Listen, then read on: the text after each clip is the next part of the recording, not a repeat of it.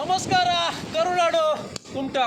ಈಗಾಗಲೇ ಇವತ್ತಿನ ನಮ್ಮ ಯೂಟ್ಯೂಬ್ ವಾಹಿನಿಯ ಮುಖ್ಯ ಅತಿಥಿಯಾಗಿ ಸ್ವಾತಿ ಶೆಟ್ಟಿಯವರು ಈಗಾಗಲೇ ನೇರವಾಗಿ ಬೆಂಗಳೂರಿನಿಂದ ಧಾರೇಶ್ವರಕ್ಕೆ ಆಗಮಿಸಿದ್ದಾರೆ.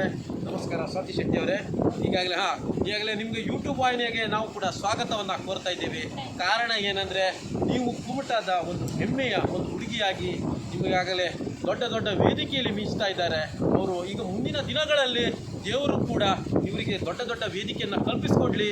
ಆ ಒಂದು ಏನು ಇವರು ಧಾರೇಶ್ವರದ ಏನು ತಾರಾನಾಥ ಏನು ದೇವರಿದ್ದಾರೆ, ಅವರು ಕೂಡ ನಮ್ಮ ಸ್ವಾತಿ ಶೆಟ್ಟಿಯವರಿಗೆ ನಮ್ಮ ತಾಲೂಕಿನವರಾಗಿರೋದ್ರಿಂದ ನಮಗೆ ಒಂದು ಹೆಮ್ಮೆ.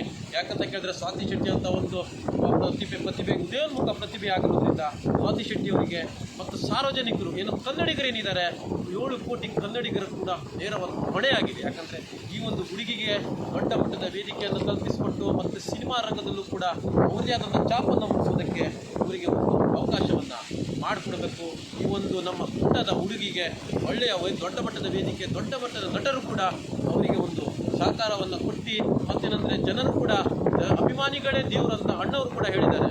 ಅದೇ ರೀತಿಯಲ್ಲಿ ಅಭಿಮಾನಿಗಳು ಕೂಡ ಸ್ವಾತಿ ಶೆಟ್ಟಿಯವರ ಕೈ ಹಿಡಿಬೇಕು.